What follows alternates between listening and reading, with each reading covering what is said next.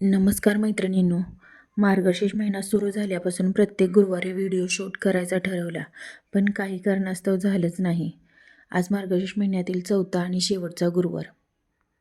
मी सकाळीच पूजा मांडणी करून घेतली होती. दुपारी काही साड्याही पिकोफॉल करून घेतल्या आणि 4 वाजल्यापासून स्वयंपाकालाही सुरुवात केली. सगळ्यात आधी चहा ठेवला आणि भात शिजत घालून डाळीसाठी पाणी गरम केलं. आज पुरणपोळीचा बेत होता. पोळ्यांसाठी डाळ शिजत घालून मसाल्यांची तयारी केली. पुरणाला झटका देऊन आमटीला फोडणी दिली. आमटीला उकळी येईपर्यंत कणिक पुरण वाटूनही घेतलं. आत्तापर्यंत सगळं आवरून झालं, पण भांड्यांचा ढिगारा बघून डोक्याला हातच लावला. पटपट भांडे घासून गॅसही क्लीन करून घेतला. हे सगळं आवरल्यावर मी निवांत झाले.